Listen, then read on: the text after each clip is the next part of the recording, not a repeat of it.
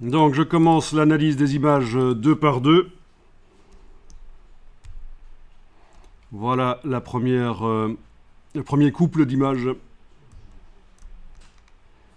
Alors ici, on a un travail qui montre une scène tridimensionnelle. Et ça, c'est pas vers ça qu'on va aller en fait. Pour le travail mix média ici, on va plutôt rechercher le flat design, les aplats. On ne va pas essayer de recréer une profondeur dans la scène. Vous voyez, ça va être le travail que vous allez faire va être une juxtaposition de sujets, d'objets, une juxtaposition, superposition partielle, un peu comme quand on dépose des objets sur une table, sauf que ça va être un poster. Donc ceci ne correspond pas à ce vers quoi on va aller. Ceci est davantage ce vers quoi on va aller. Alors, ce que je remarque dans cette œuvre ici, c'est que j'ai besoin de zoomer pour voir, pour apprécier vraiment. Et ça, c'est caractéristique. Une œuvre mixte média, vous êtes inondé d'images juxtaposées et c'est un plaisir de s'approcher et de regarder en détail. Ça, c'est une première chose que je remarque. Deuxième chose, on a un camailleux. En fait, on a deux camailleux, deux gammes de couleurs qui s'entrecroisent ici. Et ça, c'est assez intéressant. Je vais retenir cet exemple-là, qui est un collage photo du mouvement Dada. Mais ok, mais ça me permet de faire ressortir des caractéristiques graphiques, de parler de graphisme. Et voilà, ça, c'est intéressant. Cette double gamme, ce double camailleux, on va dire.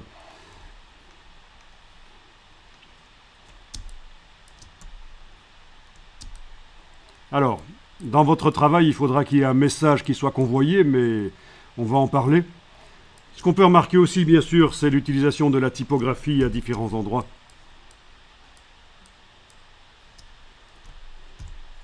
Mais ce que je vais surtout retenir de cette œuvre-là, par rapport à celle que j'ai vue précédemment, c'est cette double gamme de couleurs restreinte, ce double camailleux, on va dire. Donc voilà.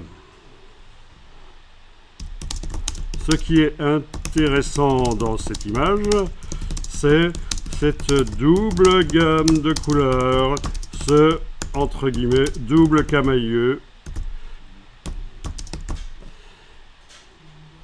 qui est graphiquement une des voies que vous pourrez prendre pour votre travail personnel.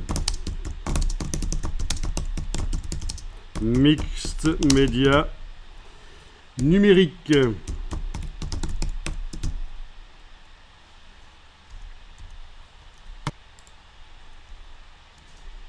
Donc je vais passer aux images suivantes maintenant.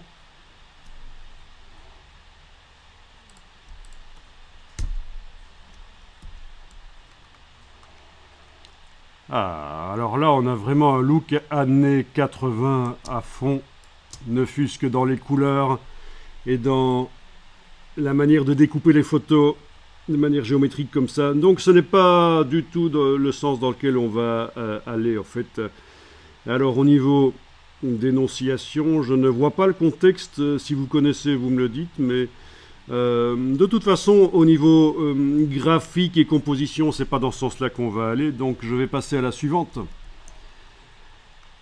Alors ici, le problème par rapport au projet mix média qu'on va développer, c'est qu'il y a un sujet principal. Et dans le travail que vous devez faire, il n'y a pas vraiment de sujet principal. Il y a une juxtaposition de sujets qui, au niveau hiérarchie, sont à peu près au même niveau. Donc il faut faire attention à ça. Ça, ce sera une exigence du travail. Il ne faudra pas qu'il y ait un sujet principal, comme c'est le cas ici. Donc là, on est assez bien dans l'illustration, quelque part. Par contre, au niveau du message, là, c'est clair qu'il y en a un, et qui est assez fort. Donc, pour le message... ce travail correspond à peu près à ce qu'on fera donc. Puisqu'on ne fera pas du décoratif, il faudra qu'il y ait un message. Même si dans un premier temps, votre œuvre pourra sembler décorative et juste là pour décorer, juste là pour être accrochée à un mur, mais en réalité, il faudra que ne fût-ce que dans les minutes qui suivent la découverte de l'œuvre, voire même dans les heures. Si c'est vraiment caché, il faudra que les gens comprennent, oui, mais en fait, c'est pour dénoncer ça, cette œuvre-là. Ici, tout de suite, on comprend que c'est pour dénoncer. Ok, et si dans votre œuvre, on comprend tout de suite que c'est pour dénoncer quelque chose, c'est pas un problème non plus, mais je veux dire, ce n'est pas obligatoire. Vous n'allez pas faire des images publicitaires qui doivent être comprises tout de suite. On peut laisser le temps au public de digérer et de découvrir des choses cachées dans l'œuvre que vous ferez. Cachées, pourquoi? Parce qu'il y a un tel foisonnement d'images que c'est peut-être une ou deux images parmi les 50 qui seront sur votre œuvre qui vont permettre de comprendre la dénonciation d'une injustice ou d'un problème dans le monde.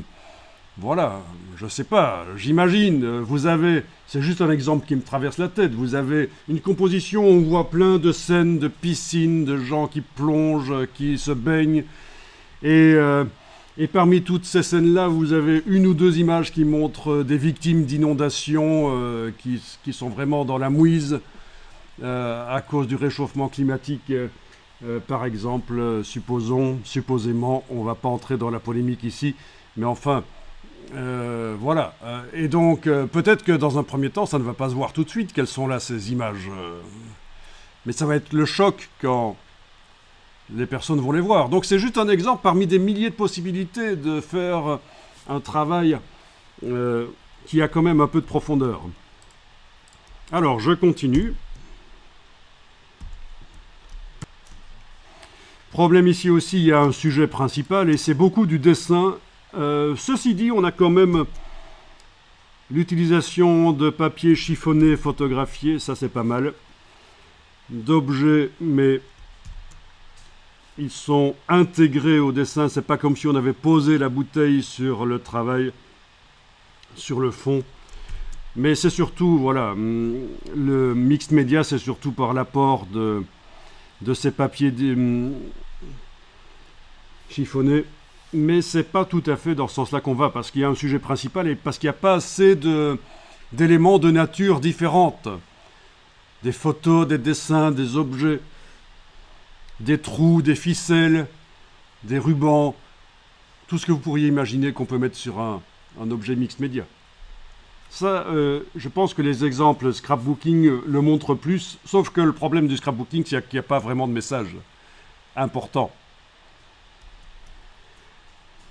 Alors, voilà justement un exemple où il y a plus de matière qui a été posée. Et donc, comment procéder? Eh bien, soit virtuellement dans Photoshop, vous mettez les objets avec une petite ombre portée numérique pour faire croire qu'ils sont posés à une certaine distance du support. Soit vous faites un premier travail dans Photoshop, par exemple, ça peut être Illustrator ou un autre logiciel, même une application. Vous faites un premier travail d'assemblage, un collage dans Photoshop ou autre, vous l'imprimez en haute qualité et dans des bonnes conditions d'éclairage, peut-être dans le studio photo. Vous positionnez des objets, des choses par-dessus et vous photographiez ça. Et la photo numérique devient la suite de votre œuvre, le prolongement. Vous pouvez la réouvrir dans Photoshop ou autre et continuer à manipuler, à ajouter les choses, de la typo peut-être, je ne sais pas. Donc vous voyez, à un certain moment, il faut penser que vous pouvez faire sortir votre œuvre numérique de l'ordinateur d'une manière ou d'une autre. Ça peut être aussi un projecteur connecté, vous projetez sur quelque chose et vous photographiez l'image qui est projetée sur quelque chose et la photo devient le prolongement donc de votre œuvre numérique. Vous continuez à travailler sur la photo que vous récupérez ensuite donc dans l'ordinateur évidemment. Vous pouvez aussi avec un appareil photo vous approcher d'un écran d'ordinateur ou de TV et photographier de près votre œuvre numérique et vous avez quelque chose de pixelisé. Ça peut faire partie des techniques. En fait, vous êtes assez libre, il faut être créatif. Maintenant, rien ne vous oblige à sortir l'œuvre de l'ordinateur à un certain moment. Vous pouvez tout faire sur l'ordinateur. Donc voilà, ce qui est bien ici pour la première fois, c'est l'utilisation de ces choses déposées, du dessin visiblement aussi, mais ça c'est des dessins japonais traditionnels en fait je pense. Dans un premier temps j'ai cru que c'était la personne qui a fait le collage ici qui a dessiné ça, mais je pense que ça doit être du dessin traditionnel japonais. Je n'ai pas vu les sources donc je ne sais pas. Je continue ici. Alors là, on est dans la fusion d'images avec Photoshop. C'est un peu trop simple au niveau technique et il n'y a pas assez d'objets différents, de natures différentes.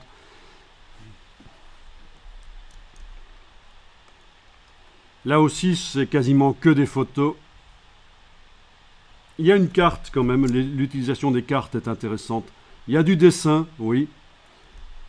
C'est vers ça qu'il faut aller, mais c'est un peu simple au niveau du nombre d'objets qui sont montrés. Alors vous vous dites, oui, c'est déjà pas mal, il y en a quand même 15. Mais ça va tellement vite pour aller chercher un objet, un sujet, et le sortir et l'intégrer dans un grand poster. Ça vous demande pas des heures, en fait, hein, pour arriver à sortir quelque chose de son décor et l'intégrer d'une manière ou d'une autre au poster. En plus, le positionnement de l'objet que vous amenez dans le poster, il a une importance relative en réalité. S'il est en haut à gauche ou en bas à droite, est-ce que ça change vraiment quelque chose? Je veux dire, au niveau composition, les mix médias, c'est quand même un peu plus simple que de faire une œuvre cohérente qui représente une scène tridimensionnelle avec de la profondeur. Non, ici, c'est de la juxtaposition de choses un peu sur le même plan. On est un peu dans le flat design quelque part.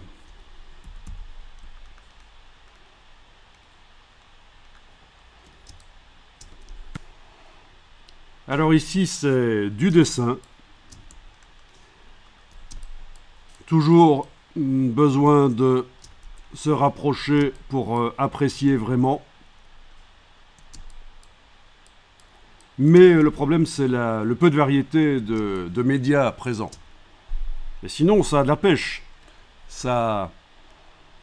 Et ce qu'on peut rappeler, c'est que l'œuvre mixed média que vous allez faire ne doit pas être esthétique, décorative. On peut être dans l'agressif, dans le moche, si ça sert la cause, le message qui est convoyé. Pas de problème. Ici, visiblement, on n'a pas essayé de faire du joli. Vous êtes d'accord avec moi? Mais seulement, ça reprend quand même des symboles qui sont censés au départ être un peu jolis. Mais la manière dont ça a été traité au bic, comme ça, visiblement c'est du bic, de manière agressive en tenant le bic d'une certaine manière, vous imaginez, dans la main, c'est intéressant. Alors ici, on est dans le carnet de voyage avec du collage. Vous pouvez aussi faire du faux collage comme ça dans les logiciels, bien sûr, du virtuel. Ici, très intéressant, le dessin qui est découpé en n'essayant pas d'aller jusqu'au bord. On a laissé un espace, vous voyez. On a laissé un espace et ça, c'est visuellement, c'est intéressant. Un peu comme les autocollants, comme on les faisait il y a quelques décennies, où il y avait un bord blanc. Graphiquement, c'est intéressant. Je ne vais pas le noter parce que je l'ai déjà remarqué et noté pour d'autres images que j'ai analysées précédemment, mais je le répète ici à nouveau. Le dessin par-dessus du texte, visiblement, si le dessin a été fait, ça sent plutôt le stylet et la tablette, ça, mais s'il avait été fait à l'encre sur papier ou avec une autre technique sur papier puis photographié, il y a une technique Photoshop pour supprimer le fond blanc très facilement. Ne vous amusez pas avec la baguette magique, utilisez la technique de l'écrêtage par luminosité. L'écrêtage par luminosité. Et là, vous aurez une vidéo dans laquelle, pour ceux qui ne connaîtraient pas, une vidéo qui explique ça. Voilà, par exemple, avec ce portrait, ce dessin sur papier, qui n'est pas à l'idéal, hein, parce que vous, quand vous allez faire un dessin sur papier, vous allez faire peut-être avec quelque chose de plus noir, plus profond, sur un papier plus blanc. Donc là, on est dans un cas difficile, avec du gris foncé sur du gris clair. Eh bien, la technique de l'écrêtage par luminosité,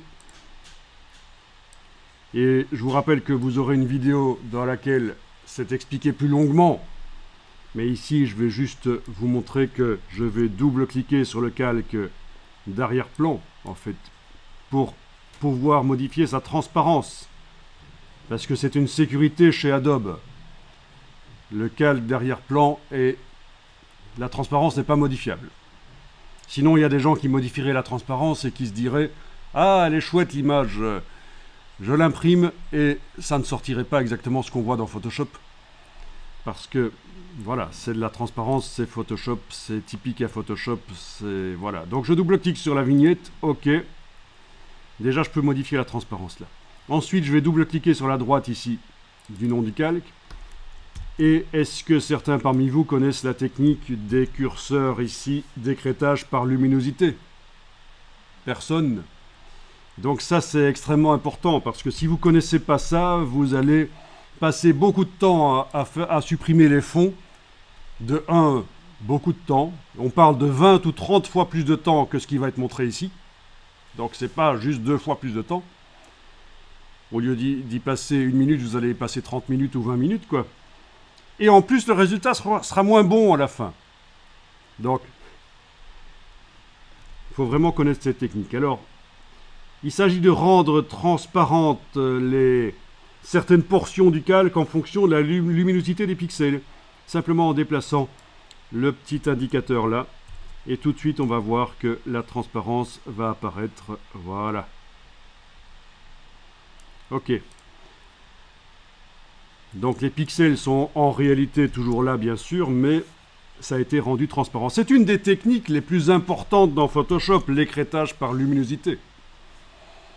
Et ça existe depuis très très longtemps, avant même que les calques existent dans Photoshop, puisque les calques sont apparus dans Photoshop avec la version 3 de 1994. Je ne parle pas de la CS3 qui est plus récente, mais la version 3 de Photoshop 1994. Les 2 premières versions de Photoshop, il n'y avait pas de calque. Il y avait un semblant de calque qu'on appelait la sélection flottante.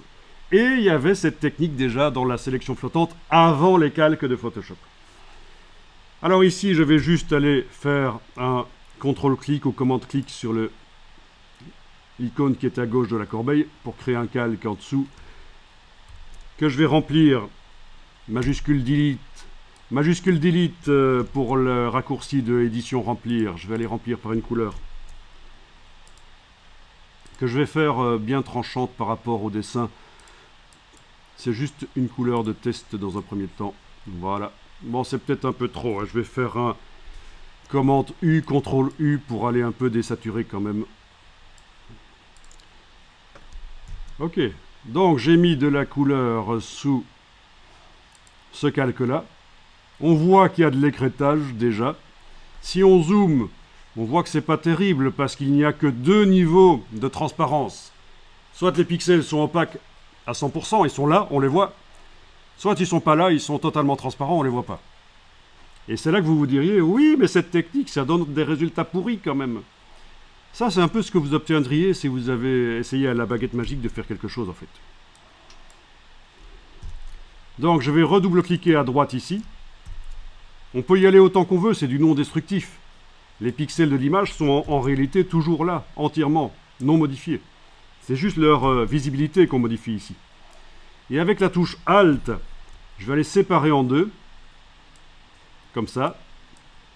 Vous allez voir qu'avec la touche Alt, il y a des niveaux de transparence qui apparaissent en plus. Voilà. Et là, c'est beaucoup mieux. C'est beaucoup mieux au niveau de l'extraction du dessin de son fond.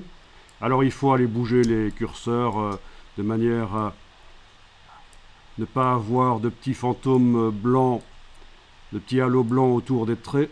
C'est un dessin extrêmement difficile ici. Le résultat aurait été sans doute meilleur si j'avais multiplié les pixels de l'image. Mais il est encore temps de le faire. Oui, parce que contrairement à ce qu'on croit, multiplier les pixels dans une image ne détruit pas l'image, ne diminue pas la qualité, au contraire. Donc je vais peut-être y aller ici, image, taille de l'image, il ne faut pas hésiter. Si vous pensez que l'image est un peu trop pixelisée, rééchantillonnage est enclenché, c'est le moteur de multiplication et de division du nombre de pixels dans l'image. Je suis à une image de 2000 sur 3000. Si je fais 200, je multiplie par 2 le nombre de pixels en largeur et en hauteur, et forcément je multiplie par 4 le nombre total de pixels dans l'image. Raison pour laquelle on a un fichier qui dans Photoshop, quand il est ouvert, fait 17 mégas, et on a 4 fois plus après calcul des 200%, 68. Peut-être que le fichier sur le disque dur sera plus petit si on l'enregistre en JPEG. Mais ça, c'est le fichier décompressé ouvert dans Photoshop. On passe dans ce cas-ci de 17 à 68, voilà. Ça multiplie les pixels. Et il est probable que le travail sera meilleur sur ce genre de fichier. Voilà, il faut arriver à supprimer le fond. Voilà, voilà. Après, comme il me reste quand même pas mal de... Et ça se voit beaucoup parce que le fond est uni. Hein. J'ai mis la pire des situations, un fond uni. Si c'est sur un fond complexe, les défauts là qu'on voit, les bords qui restent, se verront moins. Mais il n'empêche qu'on peut aller mettre éventuellement un réglage niveau au-dessus du calque du dessin. Donc je suis allé par là chercher un réglage niveau et éventuellement tenter d'assombrir en bougeant ici. Ok, sauf que il faut que le calque de réglage n'agisse que sur le dessin d'en dessous, donc touche Alt, je clique entre les deux vignettes, voilà, la petite flèche est là, il n'agit qu'en dessous. Ok, mais alors en fait on va devoir le faire sur une version, et ça c'est un peu vicieux, quoique, ça pourrait marcher. Ok, je vais assombrir comme ça, on va voir. Je vais retourner dans l'écrêtage. Oui, ça va quand même mieux. Ok, en assombrissant le dessin d'en dessous, en redéfinissant le positionnement des deux curseurs ici. Donc, ce qui se passe, c'est que pour le calque du dessin, donc, les pixels dont la luminosité se situe entre ceci et ça sont vus à 100%, ils sont totalement opaques, visibles.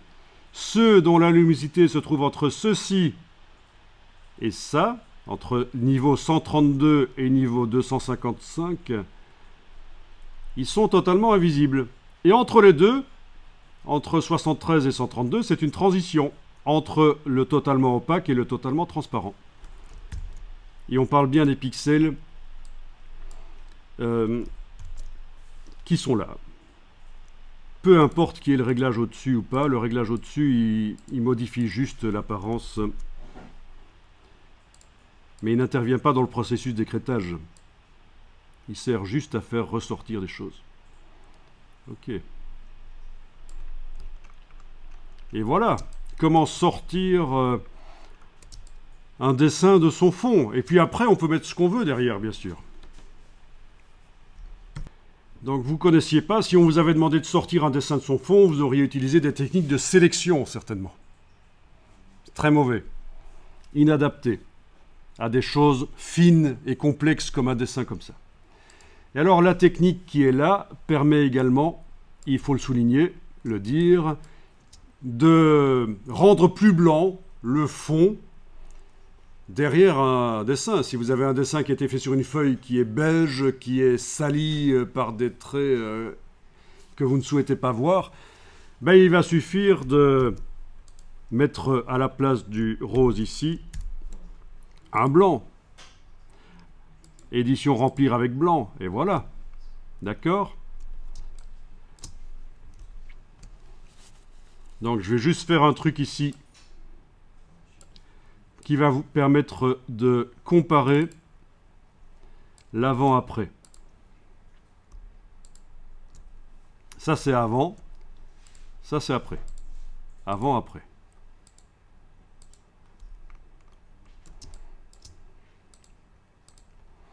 Si je trouve que c'est devenu trop foncé, ben je vais jouer sur le calque niveau, évidemment.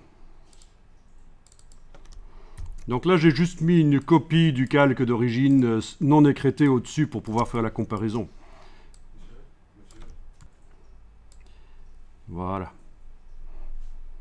Donc, de là, on part vers ça.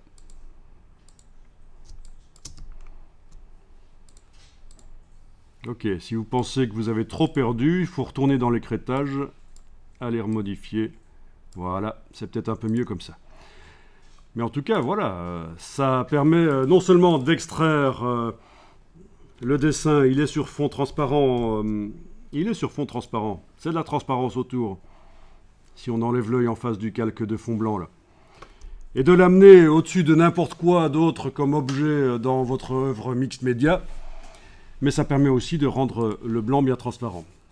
Alors ça fait des merveilles pour rendre le fond, le papier aquarelle blanc. Quand vous avez de l'aquarelle ou du marqueur layout, vous savez, l'aquarelle, il y a une transition avec l'eau, il y a parfois une transition entre la couleur et le papier très progressive. Cette technique permet de préserver cette transition et de rendre le papier bien blanc, et l'aquarelle ne change pas de couleur. Je ne vais pas vous faire la démo ici, mais vraiment, c'est une technique qui, pour nettoyer, si vous allez un jour faire des illustrations à l'aquarelle pour des enfants ou je ne sais pas, pour avoir le fond du papier et le faire disparaître, le rendre bien blanc, et malgré tout garder toutes les couleurs d'origine de votre aquarelle et toutes les subtilités, c'est la technique. L'écrêtage avec la séparation ici, la transition. Alors là, je suis juste allé chercher une partition et ça pourrait être n'importe quoi, c'est juste pour faire le test. Je vais ici déplacer avec l'outil de déplacement. Je vais aller déplacer le calque qui est écrété, le déplacer vers la partition. Alors, est-ce que, toujours à vérifier, dans l'outil de déplacement, il vaut mieux que sélection automatique soit décoché, sauf si vous avez une très bonne raison que ce soit coché. Sinon, ça va vous poser des problèmes. Voilà. Alors, on a donc le calque qui a été transféré, et comme on voit, ça fonctionne. Oui, alors les petites crasses qui sont sur le côté, là, pour les supprimer, il faudrait ajouter un masque sur le calque et aller dessiner donc un masque qui ne masque rien dans un premier temps, il est blanc, et puis aller au pinceau dessiner en noir pour enlever les crasses si ça nous gêne. Vous verrez que dans l'autre vidéo où j'utilise cette image, je montre comment on peut à certains endroits quand même récupérer du blanc opaque, notamment à l'endroit de la robe. Mais c'est une autre histoire. Ça, c'est juste pour enlever les crasses. Le masque mis sur le calque là. Alors ici, le calque d'arrière-plan, je trouve qu'il est un peu trop contrasté. Je vais aller mettre un calque de réglage au-dessus de type niveau. Alors, la dernière fois qu'on a utilisé le réglage niveau, c'était pour assombrir les traits du dessin, avec le curseur ici qui détermine l'intensité des tons moyens. D'ailleurs, je peux le bouger, vous allez voir qu'il modifie ce qui se trouve en dessous, les tons moyens. Mais vous avez aussi la possibilité de faire ceci. redéfinir l'intensité des parties les plus sombres. Affadir en quelque sorte. Et ça peut être sympa aussi. Faut pas hésiter à le faire dans vos travaux mix média. Affadir une partie, ça se justifie. Vous n'êtes pas dans la retouche photo normale dans votre œuvre mix média. Vous pouvez dégrader une photo, lui enlever de la dynamique en fait. C'est pas impossible, selon ce que vous voulez faire. Voilà. Bon, voilà, du coup, on arrive à faire quelque chose. Et alors, surtout, ne jamais oublier que dans Photoshop, et ça, les débutants n'ont pas réussi à intégrer ça, que dans Photoshop, vous avez intérêt parfois à zoomer en arrière. Comme ça, quand on fait édition, transformation manuelle, et je zoome encore en arrière, avec la touche Alt enfoncée pour que ça reste éventuellement au même endroit. Sinon, si j'ai pas la touche Alt, ça me fait un truc comme ça. Vous avez la possibilité d'aller repositionner les choses, je veux dire les agrandir, mais vraiment très fort, les faire sortir du canevas. Voilà, je vais valider. Ça, figurez-vous que ça a l'air stupide, mais les débutants dans Photoshop ne comprennent pas qu'en zoomant en arrière, ils obtiennent des choses meilleures.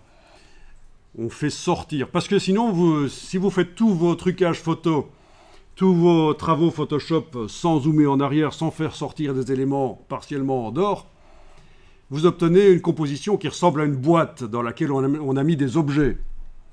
Tandis que si vos éléments disparaissent partiellement sur les bords de l'image, votre composition elle est plutôt comme une fenêtre sur la réalité. Une fenêtre qui ne montre pas entièrement les choses. Oui, quand vous regardez par la fenêtre, vous voyez des bâtiments, des arbres, etc., mais vous ne les voyez pas en entier.